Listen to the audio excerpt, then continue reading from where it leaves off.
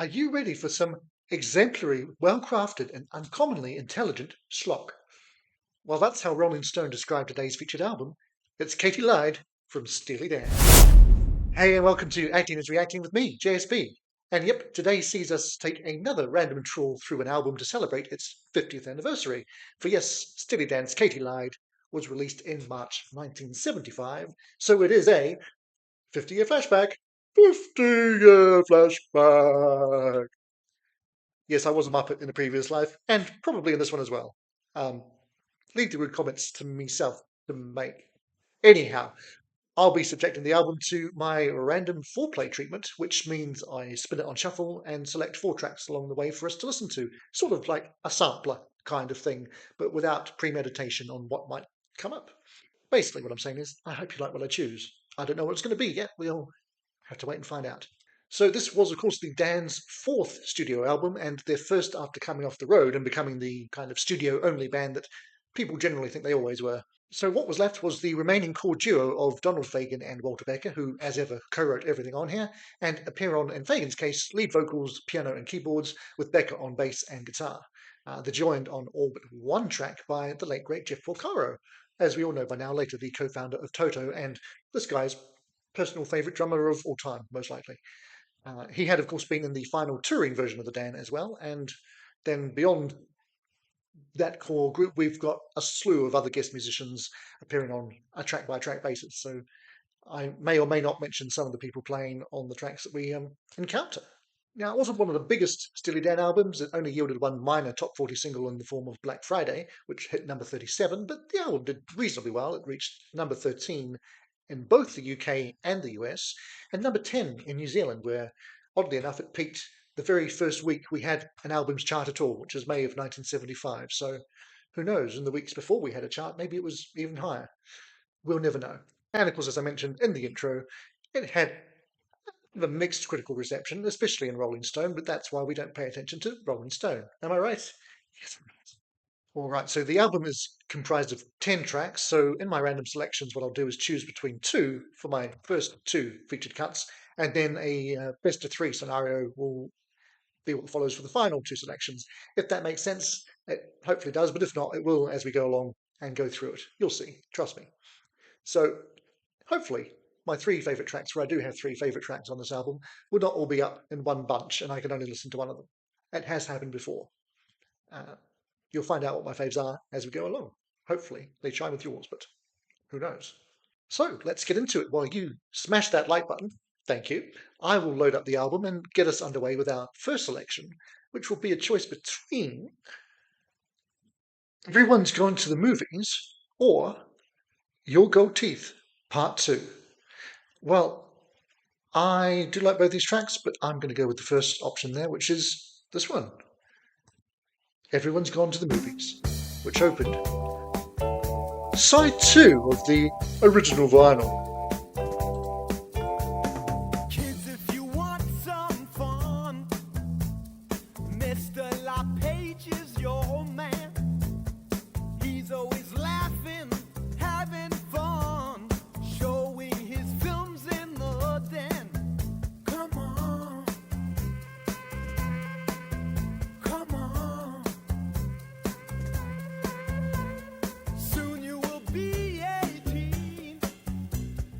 I think you know what I mean. Don't tell your mama, your daddy,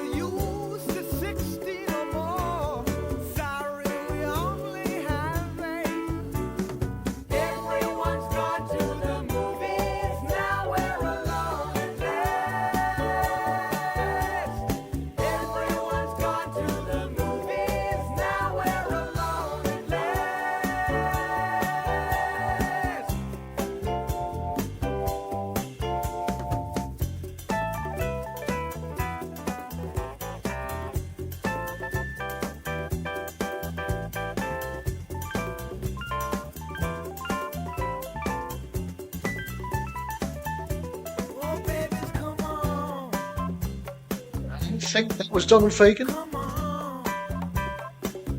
Quite possibly Michael O'Marty in that little section there. But I can't swear to it. See what you never have seen. Take off your cheaters and sit right down to stop the projection machine. Everyone's gone to the movies. Now we're alone at last.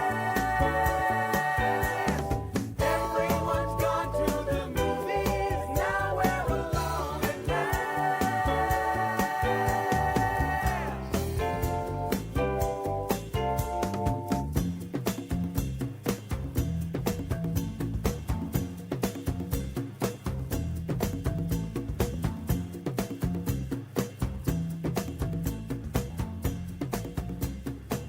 All right, coming to the fade out there. So we had baggy vocals from Shirley Matthews, Carolyn Willis, and Myrna Matthews on that track, and some great drumming from Jeff Porcaro, of course. And I've got to say, I assume it's Victor Feldman on the vibraphone. Super groove, as you often get from these guys, and a fine way to start us off. But now it's time for choice number 2. And that's going to be comprised of Black Friday. Let's hope this one's not going to be tough on us. And Bad Sneakers. Okay. So yes, here we have 2 of my 3 favourites on the album, but we can only have one of them. I'm going to go with the single that Gary Katz later regretted not releasing as the first single. So therefore, you know, it didn't chart because I've already told you which one did, and it's not the one we're hearing. So we're going with this one. Bad Sneakers.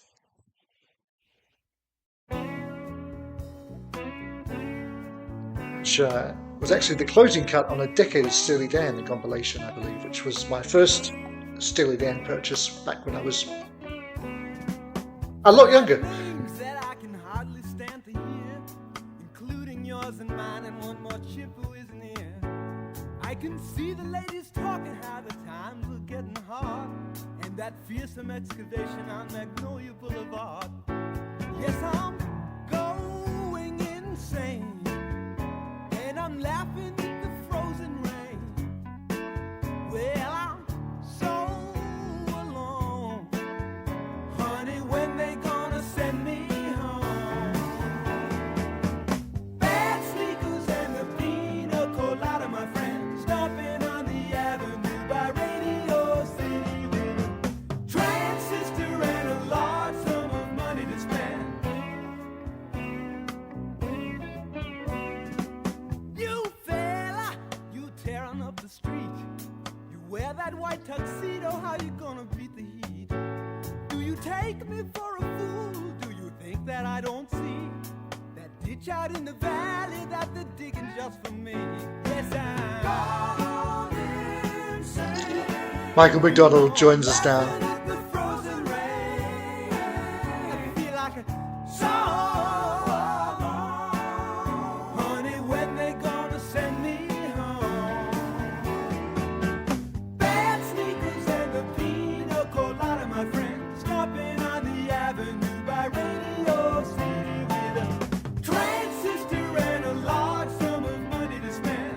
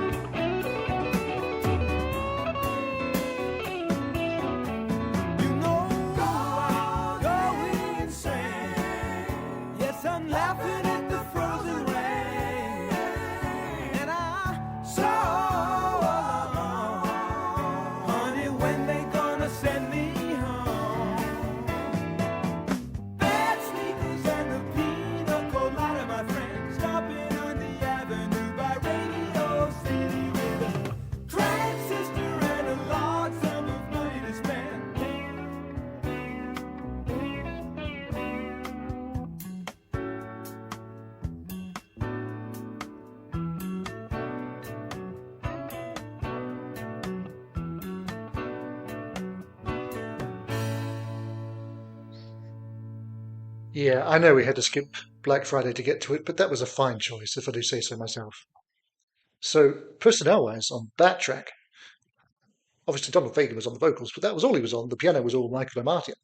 Um, that great guitar solo was actually from Walter Becker himself, who's on lead throughout, with Hugh McCracken on rhythm, Chuck Rainey on bass, obviously Jeff on drums, and Victor Feldman on percussion and vibraphone, and as I mentioned during the song, our first taste of Michael McDonald on the backing vocals. Let's have a look at our next three selections, from which I had to choose just one song for us to hear.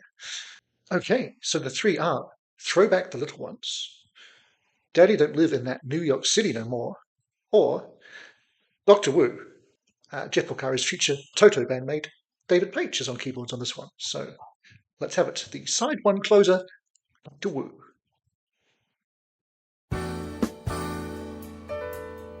Also got Phil Woods playing saxophone on this, which you will notice later.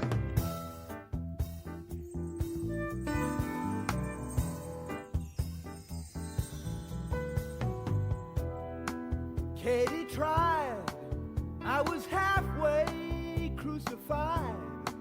I was on the other side of no tomorrow. You walked in and my life began again. Just when I'd spent the last piastre I could borrow. All night long we would sing that stupid song, and every word we sang I knew was true. Are you with me, Dr. Wu? Are you really just a shadow of the man that I once knew? Are you crazy? Are you high? Or just an ordinary guy? Have you done all you can do? Are you with me, doctor?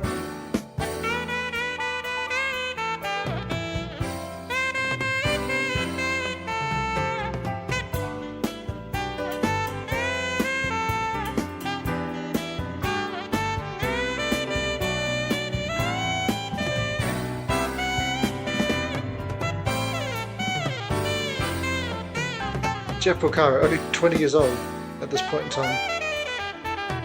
And Phil Woods. No idea how old he was.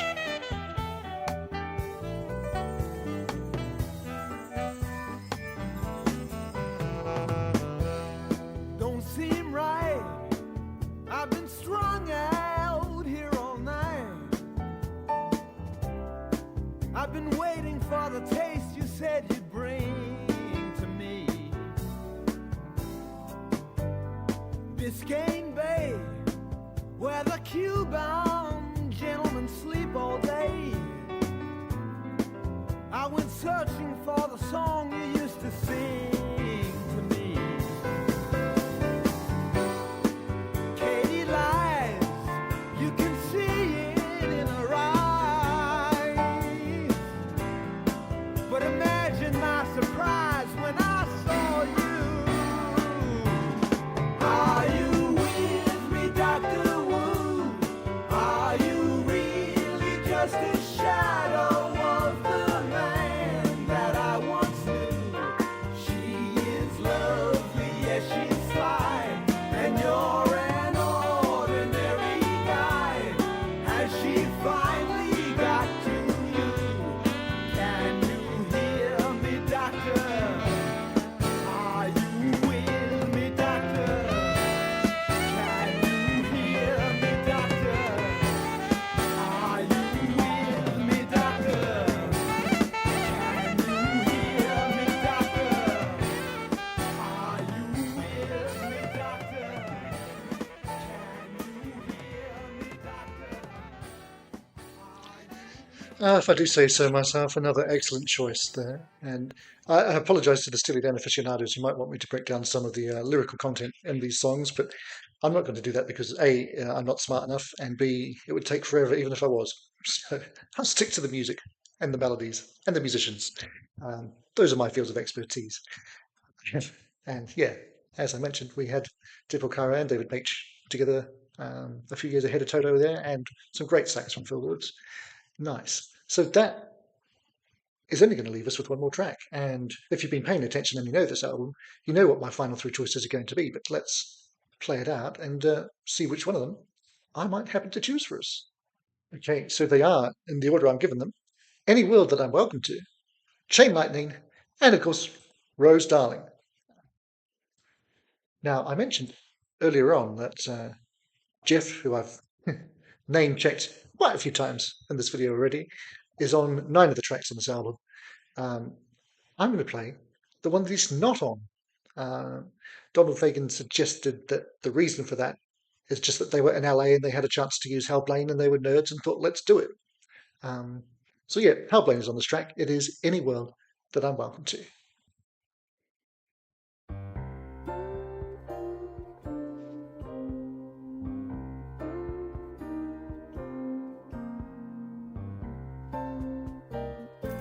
If I had my way, I would move to another lifetime.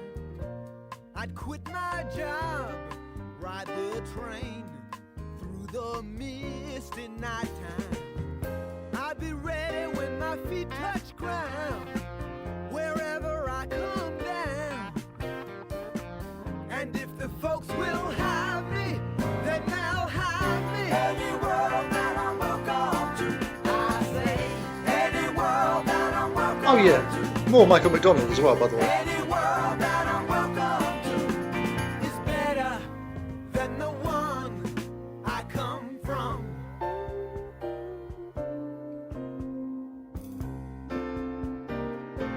I can hear your words when you speak of what you are and have seen.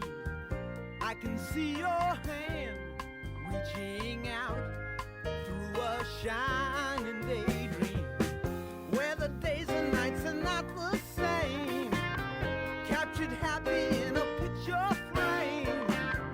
Honey, I will be there, yes, I'll be there. Any world that I'm welcome to, any world will do. Any world that I'm welcome to, yes, I'm talking about any world that I'm welcome to is better than the one I come from.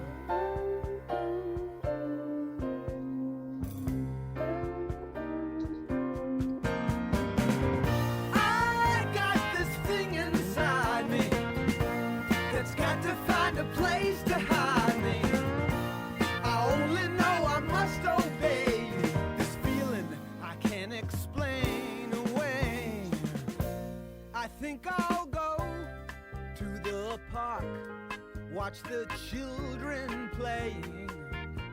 Perhaps I'll find in my head what my heart is saying. A vision of a child returning, a kingdom where the sky is burning. Honey, I will be there, yes, I'll be there. Any world that I'm welcome to, there's no lie. Any world that I'm welcome to, yes, I'm talking about any world. Any world that I'm welcome to is better than the one I come from. Is better than the one I come from. Is better than the one I come from. Any world that I'm welcome to, there's no lie. Any world that I'm welcome, I got to move on now. Any world that I'm welcome, any world will do. Any world that I'm welcome to, any world will do. Any world that I'm welcome to, any world will do. Any world that I'm welcome to, any world will do. Any world that I'm welcome to, any world. And haven't I been good all day not singing that shit? Yeah, it doesn't happen often.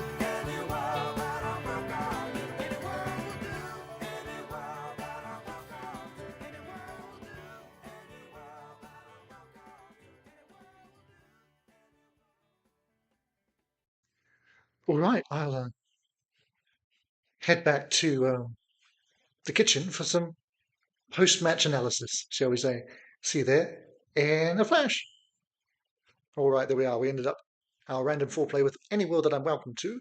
And, if I was a geek who knew my LA studio history, I'd have wanted to have Hal Blaine pop along for a track as well. But really, they should have just used Jeff on that. I think Hal's great, but hearing 3 Jeff tracks followed by that, you really do hear the difference in their playing. And Hal could do a lot, but I'd say Jeff could do more, and he was generally better suited to stuff that the Dan would do. That's my opinion, and I'll stick to it. I am, of course, a huge Jeff Porcaro fanboy, so maybe I would just say that anyway. I'm a pretty big Hal Blaine fanboy, to be fair. I just like my studio drummers. What can I say? Anyway, for the album as a whole, that's actually my least favourite Steely Dan album. Well, from the original 7, I'm not counting the reunion albums in the 2000s, which were boring, if we're honest. But yeah, out of those first 7, they're all good. Most of them are great. I would have this one at the only really good end of the spectrum. But yeah, the tracks we heard from it, selected by me, so obviously I was happy with them, but I hope you were as well. But either way, let me know down below what you would have done differently, especially if you would have made a different choice than that. Biggest conundrum I had today was choosing between Black Friday and Bad Sneakers.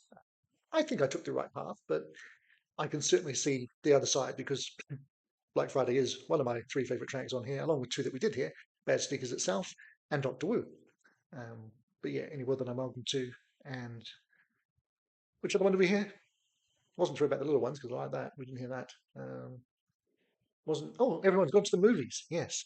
And I was going to say, when I was a kid, I loved it when everybody else went out to the movies and I was left alone at last. But I wasn't left alone with a woman. And if I had been, I wouldn't have known what to do with her. Anyhow, so yeah, as I said, we didn't get to the top 40 single from this album, but a while ago I did take a look at the Dan's final ever top 40 single, so you can find out all about that here. Or YouTube has another suggestion this way for you. So I will just say thanks for watching today very much, and bye for now, but not, I hope, for long. Acting is reacting. This does not mean acting again.